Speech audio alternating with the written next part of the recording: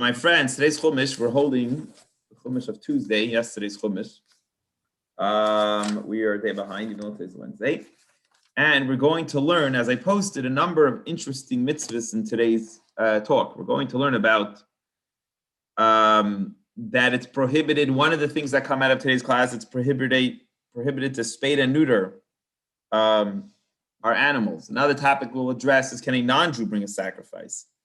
And also about sometimes it's required of a Jew to have self-sacrifice, to even give up his life for Hashem. Very interesting topics that we have in discussion today. The truth is that the Chumash really talks about the Kohanim and the sacrifices and what kind of sacrifices you could bring.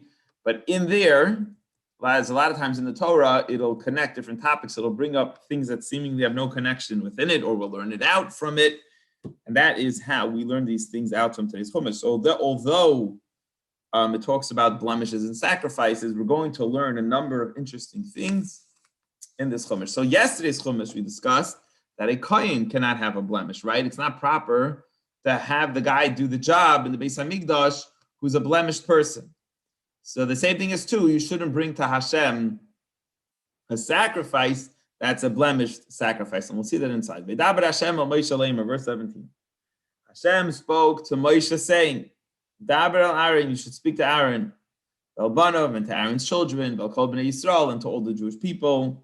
V'amarta aleim, and you should say to them, say to Aaron, his sons, and even to all the Jewish people, that ish, any man. And Rashi will say, why does it say man, any man?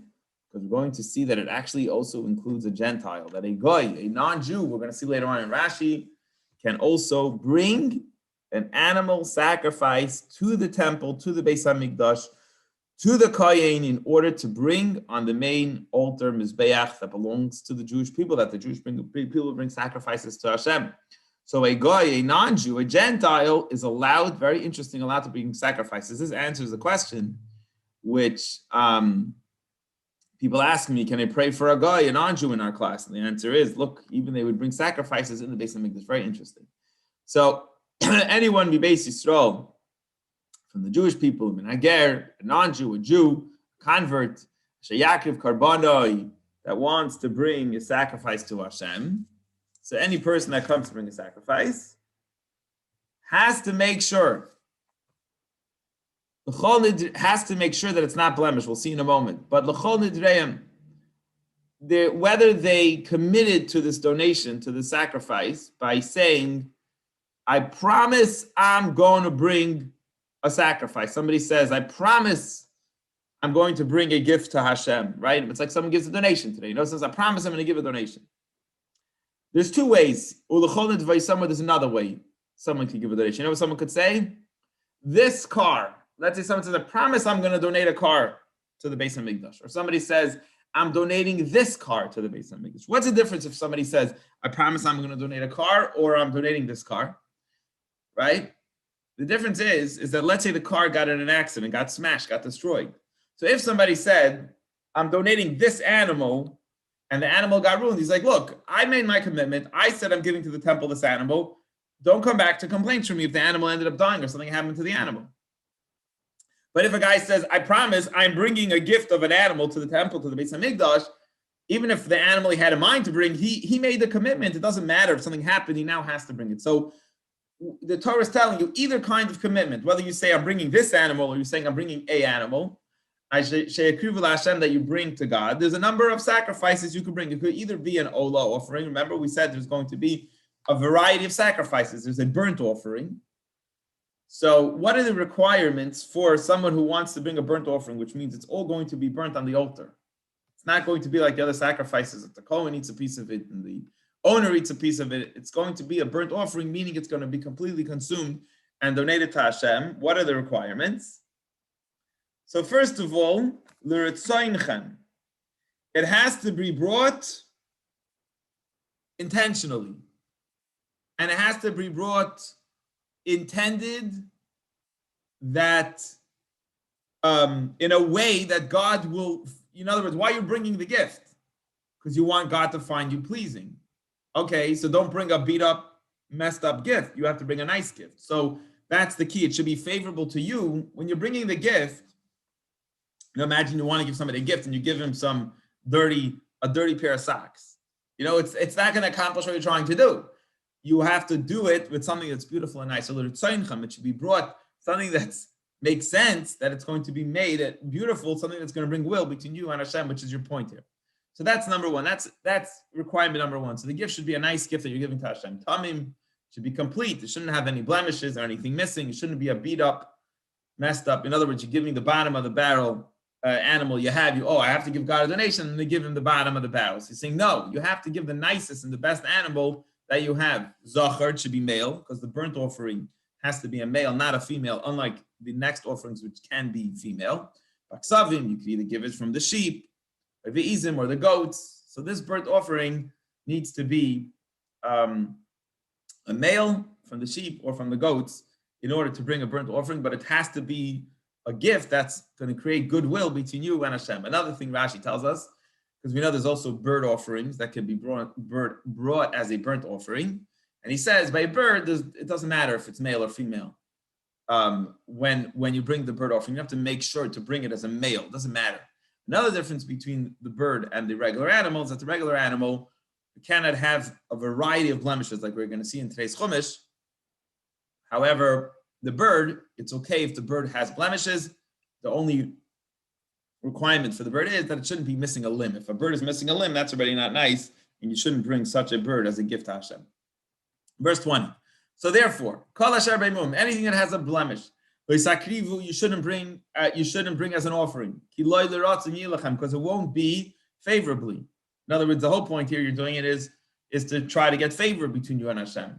So if you bring a beat up, messed up sacrifice, of course, it's not going to be found favorable between you and Hashem.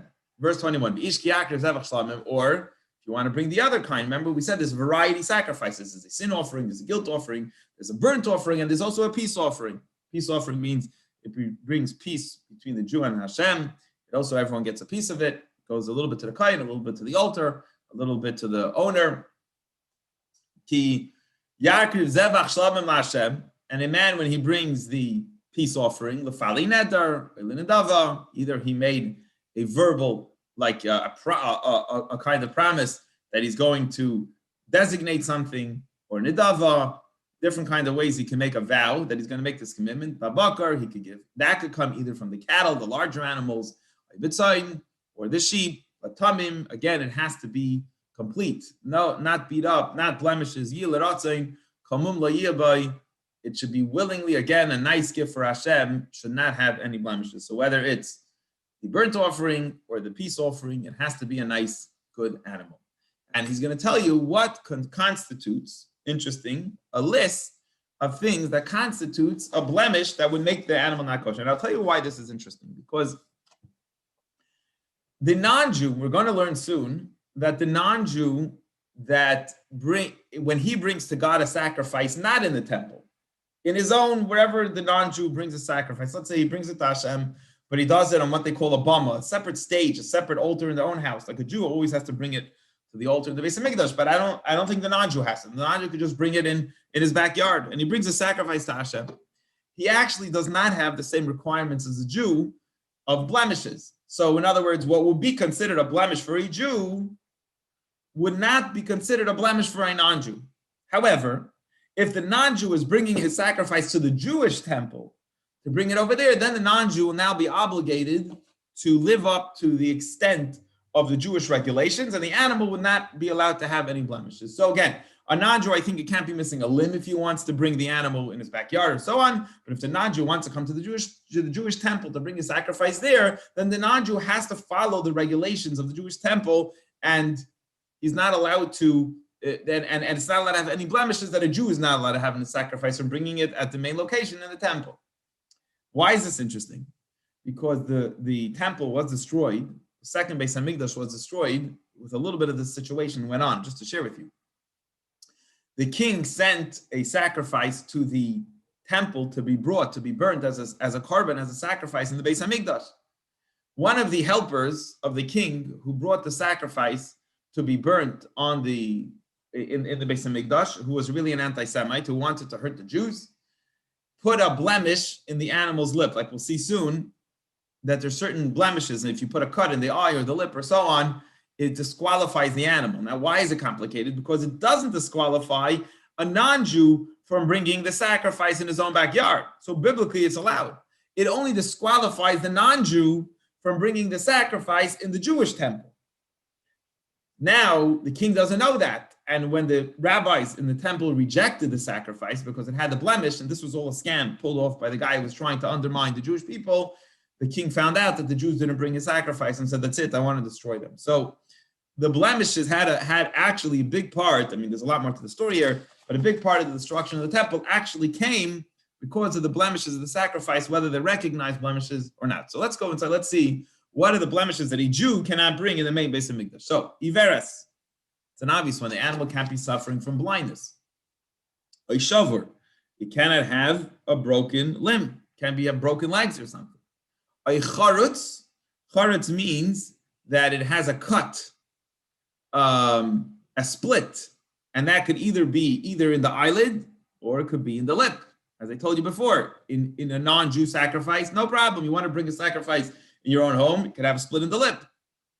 In the Jewish temple, it's a higher level. The Jews have a higher obligation. Or yabeles, or if one has a wart. And I saw the commentaries discuss, it's not so simple. It could be a wart in the eye. It looks much worse than a wart elsewhere, depending on what kind of warts we're talking about here. Or grav, or yalefes, or a dry lesion, or a weeping sore is basically dry on the inside, or wet on the outside, wet on the inside, dry on the outside, or the dry on the inside and the outside, different kinds of sicknesses that this person has, lesions that this person has, like a leprosy kind of thing. So if the animal has any of these things, he's blind, or he's a broken limb, or he has a split in his eye or his lip, or he has a different kind of warts and lesions, you're not allowed to bring any of these things to Hashem. The Ishe Laisitnu Elu Hashem, the Ishe Laisitnu Mehanam, Mizbach Hashem, don't light a fire with these things on the altar. So Rashi tells us, and don't light the fire, and also don't bring, you're not allowed to do any part of the sacrifice, meaning cannot dedicate them. Don't even dedicate this animal. Like, don't say, this animal is going to be a sacrifice when it has warts. Cannot dedicate it. And then you can't slaughter it. That's another part to the prohibition with this kind of an animal. You can't slaughter it for Hashem. You can't sprinkle the blood of it. In other words, you keep on doing violations. If you took this animal and you dedicated it, and you slaughtered it, and then you sprinkled its blood, it seems like you would be violating. And then you also burnt it on the altar, 4 different steps within the animal where you're violating a prohibition when dedicating an unfit animal to be brought on the Mizbeach. And he continues with more examples. V'shar, v'sau, or if you have an ox or a sheep. Sarua. Sarua means that it has mismatching limbs, that there's one limb bigger than the other, which happens sometimes, mismatching limb. V'kolut, or it has uncloven hooves. So usually the animal has a different kind of hooves, and now it's messed up. V'kolut, nedava tasa oisei l'neder la'yirata. You cannot bring these messed up animals, blemished animals, as a sacrifice. However, there is something you could do with it. If you want to, let's say you have an animal, and you do want to bring it as a donation to God. Let's say that's the only animal that you have. So he's telling you there is a way you could donate it, but not as a sacrifice. The sacrifice, only pure, very good animals could be brought. Let's say you wanted to donate it to the temple treasury. Okay, it was called Bedek Habayis. So in other words, there was also a whole bank account that was needed for operations to manage the temple oversight, right? I don't know, to do all kinds of stuff with it. So there was the actual animals that were brought as sacrifices, but then there was a lot of money needed to run the temple. So if you wanted, you could donate these animals that are prohibited as not a barter, but like give it to the treasurer, the guys in charge of the temple upkeep. You can give that animal to them, and then they could sell it or do whatever they want with it to another. So you could have it, the money of it, go to Hashem, but the actual sacrifice animal that's being brought, it's not allowed to be used. Continuing right along, it actually gives 4 examples of the way the animal's testicles are crushed. So umauch, v'chosus, v'nasuch, v'charus. Another thing that the Torah counts Hashem says would be no good. Mauch. Malch means that its testicles were crushed by a hand. B'chasus, it was more crushed than it's even more kind of crushed. The nasuk is that the male organ, the sac, is hanging down. The charos, it's even more hanging down than it's supposed to. And these are different kind of blemishes that happen in the animal. And any kind of animal that is in this way, it's prohibited to bring this animal on to the mizbeach because this is considered a blemish.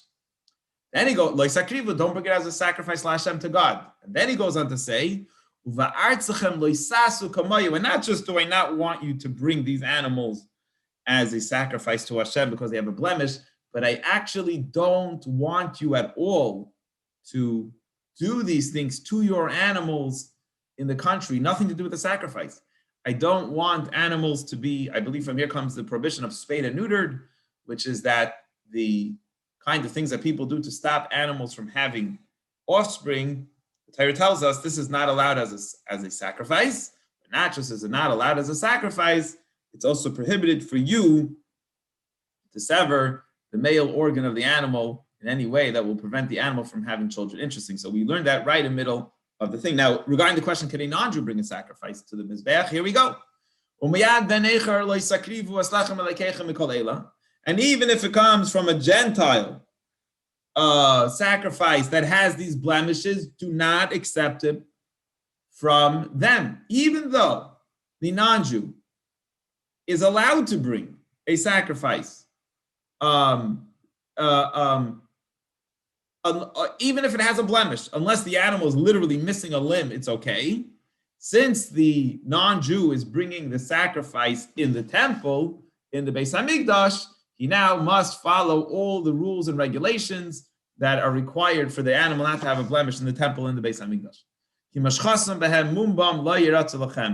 For their injuries upon them, this is a defect, and it will not be acceptable in Hashem. So in bringing it to the main altar to be used for forgiveness, for the sacrifices that you're bringing to be used for forgiveness, that is not okay. You want to give it as a donation to the upkeep of the temple, to the treasury, no problem. Go ahead, donate it over there. If you want an animal actually to be brought as a sacrifice, you could even bring a non-Jewish animal as a sacrifice. It's fine. A non-Jew could come and say, I want to bring a sacrifice in the temple. That's fine. But it has to be with the same requirements of no blemishes. It has to look good, just like all the other animals that are brought on the temple over there. And that is the end of the laws of the animals that having blemishes. Now it goes on to teach you another interesting law. Hashem is saying another interesting law in kosher and slaughtering animals. Whether you have an ox or a sheep or a goat, valid when it's born.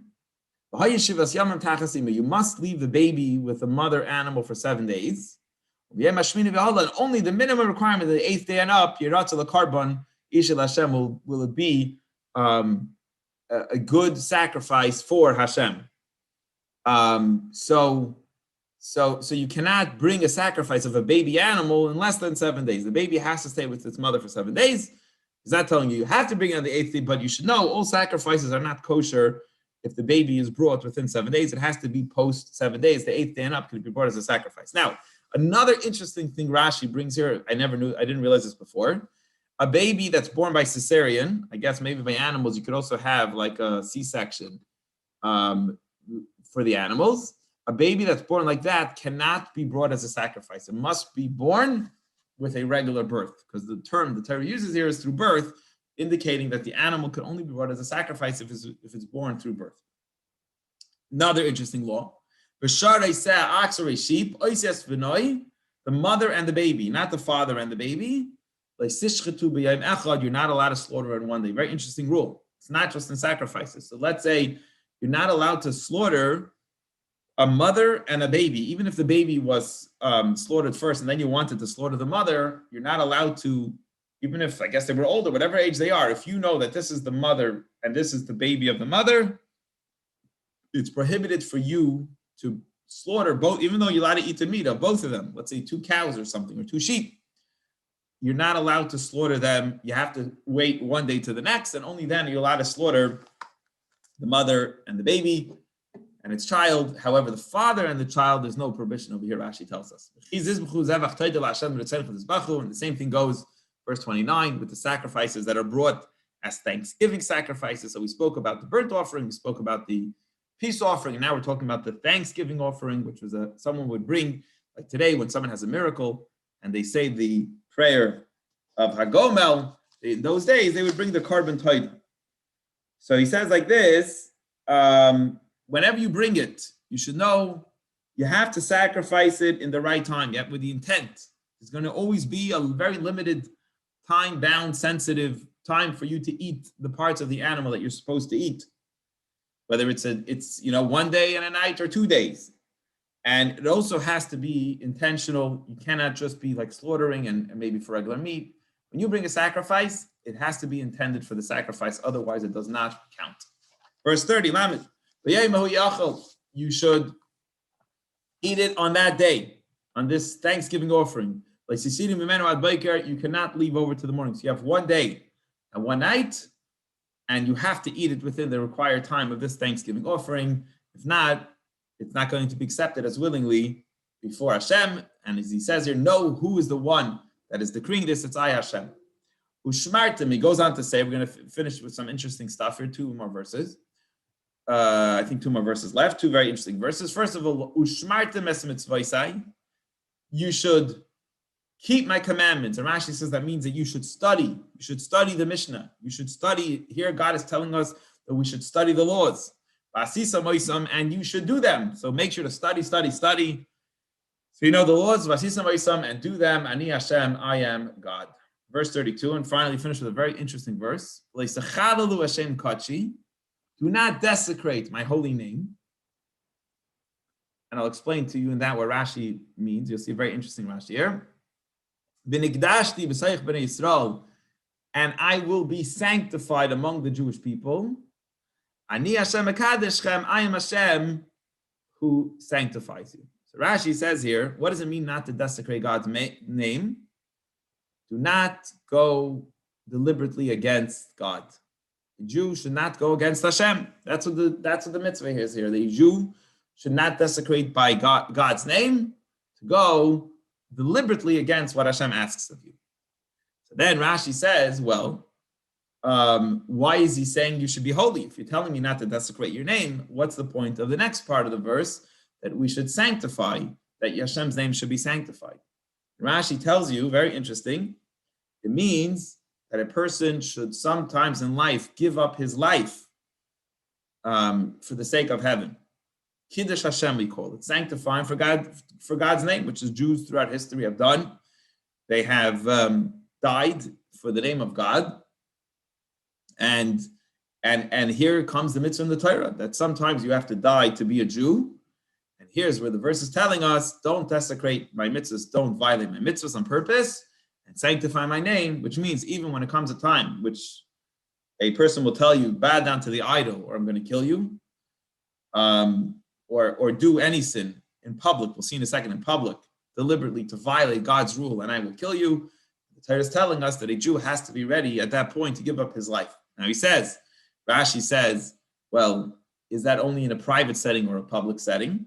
Okay, so for a regular sin, let's say the government comes to the town and decrees Jews are not allowed to keep Shabbos anymore, or keep other mitzvahs, and they make an example out of you. If you're in private, you can violate many of the mitzvahs. Besides, I believe the 3 cardinal sins of idolatry, adultery. However, regular sins, if you're public, that's why the verse says, "B'toich b'nei Yisrael," you should be sanctified amongst the children of Israel. We learned that from the verse we're learning now, that you have to sanctify God's name when you're amongst the children of Israel, when you're in a public setting. Now Rashi goes on here, I don't know why, but Rashi goes on a side thing here and it teaches you how to give up your life. He says you should know, when you give up your life, you should have the intent to die. Not that a miracle will happen. You should, what emotions, what intent should a person have? I guess what's the verse telling us? Sanctify my name. What is the correct process to be going on in your mind, right? Jews throughout history in the Inquisition, and where they said, bow to the idol, we'll kill you, during the story of Hanukkah. What should be the right process in his mind, that Rashi tells us here, is that he should intend to die, dying for the sake of heaven. Why? And Rashi says something very interesting. He says, because whoever gets ready to die for God, and his intent is that a miracle will happen, then the miracle won't happen. However, if you're ready to die for God, really ready to die for God, then you will be saved. And that will cause a greater sanctification of God's name, which is the whole purpose of our verse that we're trying to tell you here. He said, and he gives an example. He says, it's a famous story of three great scholars who were prophets. Their names were Hananiah, Mishael, and Azariah. They were ready to die, right? They were thrown in to die. And they ended up living. So we have the stories with the fiery furnace, when these people were thrown into the fiery furnace, and Hashem saved them because they were ready to die. So Rashi tells us that when we do this mitzvah of giving up our life, we should have intent that we're ready to die. And then we'll live. If you intend to die, then you'll live. And he finishes verse 33, he takes you out of the land of Egypt, to be for you a God, and Hashem, I am God. Why did I take you out of Egypt? In order for you to keep my mitzvahs, and I am Hashem, who is believed and trustworthy to repay you for all your actions. Any questions or comments on today's lesson? I have a question. Yeah, Brad. So, we talk about like Yom Kippur and certain things, how holy they are, and that in order to, if your doctor tells you to eat pork on Yom Kippur because it'll save your life, to do it. But here we're being told something a little different about giving up. Can you just help me square this circle? Yeah. So the Rambam Maimonides has, I shared it on the Tuesday night class we had a while ago. The Rambam Maimonides creates the whole situation of what's allowed and what's not allowed. And basically, the Rambam says, Maimonides says that usually you don't give up your life for most things, unless, as they said, they're either murder. If you kill someone, adultery or idolatry, those are the only things you give up your life. What he's talking about here is when a king comes to town, a government comes to town. I mean, imagine if you're in Iran or whatever, so on, and they basically tell you, I mean, they're not going to tell you in those religions to bow to an idol because they also believe in one God. But if someone comes and tells you, or any mitzvah, it's actually not just about God. They tell you about anything, I want you to go against Hashem, deliberately, intentionally, to violate God. In that case, any mitzvah takes on, in other words, they're trying to force you to go against Hashem. In that situation, any mitzvah becomes very important. And if it's in public, then the one should give up their life in that scenario. But if a doctor tells you to eat pork and the only place to have it is a place that's not, obviously not kosher, it's Shabbos, we usually say that it's worth it to violate this one mitzvah so you could keep all the other mitzvahs for many more years to come. But if it's a case, the scenario that we're discussing over here is that it's a case that you're asked to go against Hashem deliberately in public, then the rules change. So it's about the intent of the person advising of and whatever. That's a public format, right? Correct. The government is trying to get you to go against Hashem in a public manner. Does it have to be a government? Can it be a gang? Like, I remember reading about Cossacks and stuff. I'm just thinking out loud here. Yeah, I think so. I'm saying so that the anti-Semite is trying to force you to go against God. Okay, so like the doctor telling you to eat pork, he's doing it for your well-being. He doesn't have ill intent towards God. He doesn't. Correct.